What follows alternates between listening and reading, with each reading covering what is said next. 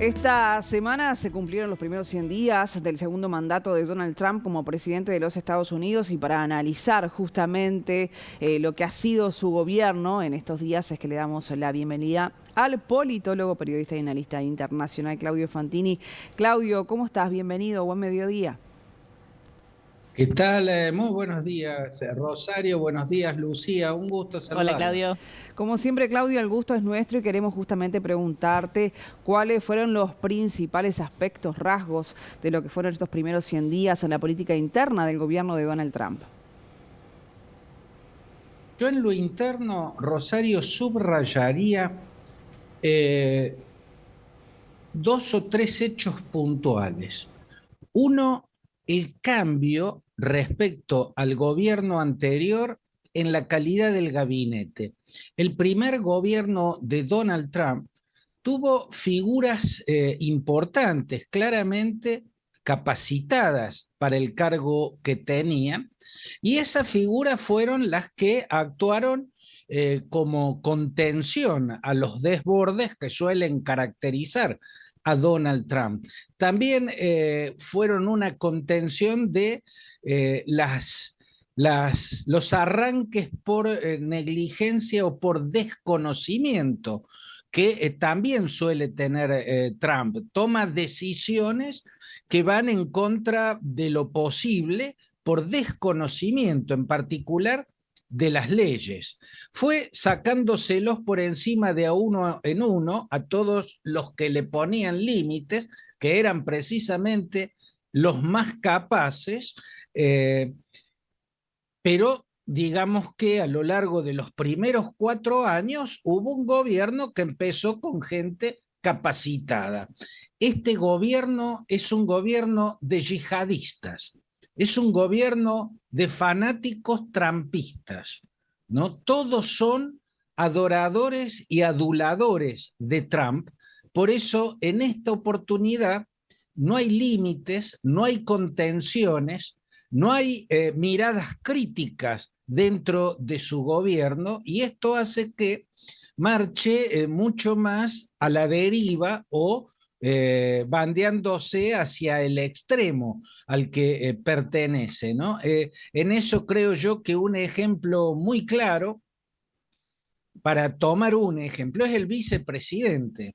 Mike Pence, el vicepresidente en el primer gobierno, tuvo la sensatez de no cumplir la orden que le dio Trump de desconocer el triunfo de Joe Biden en la elección que perdió Trump en ese momento, que no logró la reelección. La orden al Congreso era no certificar el resultado de la elección. Como Mike Pence no cumplió con esa orden, y en buena hora, porque era un golpe de Estado, se produjo el asalto de esas turbas trampistas violentísimas al edificio del Capitolio, que dejó casi una decena de muertos. Bueno, la distancia entre Mike Pence, el vicepresidente del primer mandato de Trump, con J.D. Vance, el actual vicepresidente, es gigantesca. Si Trump intentara hoy un golpe de Estado, el vicepresidente lo ayudaría. Pence no lo hizo. Después está el hecho de la economía. Claramente, en la economía, con todas las críticas, está todo el tiempo Trump haciéndole bullying a su antecesor demócrata, que fue precisamente Joe Biden. Todo el tiempo le está echando la culpa de todos los problemas y le está haciendo bullying. Sin embargo, la verdad objetiva es que la economía que dejó Joe Biden estaba en un sólido crecimiento. El desempleo caía en picada y la inflación estaba controlada. Los precios quedaron altos del primer gobierno de Trump, pero la inflación disminuyó notablemente, pero sobre todo la marca del gobierno Biden fue el crecimiento de la economía norteamericana y la caída del desempleo. Eso se está dando vuelta en estos 100 primeros días. La economía se está claramente estancando. Y, si se quiere, lo más importante, también por no tener funcionarios como los del primer mandato, que eran capaces de hacerle críticas, de asesorarlo de manera correcta, de ponerle límites, de actuar como contención a sus desbordes. Bueno, lo que se está viviendo con este gabinete de yihadistas, de fanáticos trampistas, de aduladores, es un desmantelamiento del sistema democrático tal cual ha sido siempre en los Estados Unidos. Bien, Claudio, y en este escenario, en estos primeros 100 días, también provocaron grandes reacciones a nivel mundial. Precisamente, ¿cuáles serían esos movimientos destacados a nivel de escala internacional? Bueno, sí, Lucía, fueron muy significativos, verdaderos sacudones en el tablero internacional. Creo yo que hay una nueva geopolítica en los Estados Unidos. La geopolítica de Trump para mí se parece más al siglo XIX que al siglo XXI. El último presidente expansionista en términos territoriales que tuvo Estados Unidos fue William McKinley, que asumió en los últimos años del siglo XIX y murió asesinado en un magnicidio en 1901. Después de William McKinley, no fue más tema el expansionismo territorial de los Estados Unidos.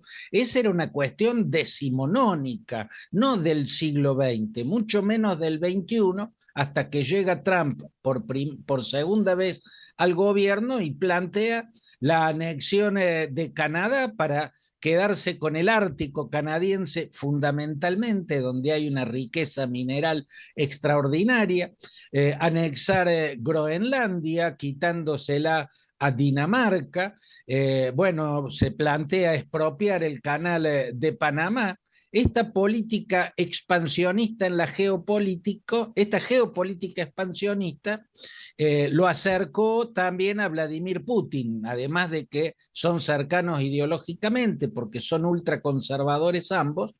En la cuestión expansionista hay un mutuo apoyo, ¿no? Esto alineó también a Estados Unidos con Rusia. Esa es la otra gran sorpresa, ¿no? Por primera vez Estados Unidos se alinea con Rusia, y creo que los otros puntos claves son la desfinanciación de lo que los norteamericanos llaman la soft power, la política suave, la política blanda, el poder blando, el poder suave, que es la política de asistencialismo en alimentos, en medicamentos, a las poblaciones devastadas en el mundo por el hambre, por desastres naturales, por guerras.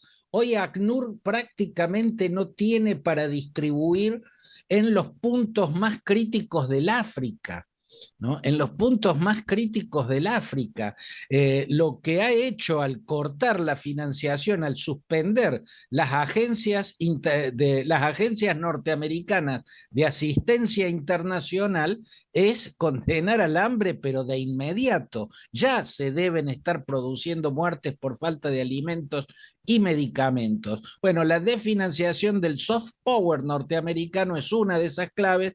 La otra clave, el otro tembladeral, es la desglobalización. Donald Trump, con los aranceles, le puso fin a casi un siglo de política de libre mercado, con eje en los Estados Unidos. Eso se está terminando con la actual política arancelaria de Donald Trump. Creo que esos son los principales rasgos de lo que ha marcado Trump en estos 100 días en el escenario internacional. Bien, Claudio, clarito el balance y te agradecemos por hoy. Que pases muy bien. Abrazo grande, Rosario, abrazo, Lucía, buen fin de semana.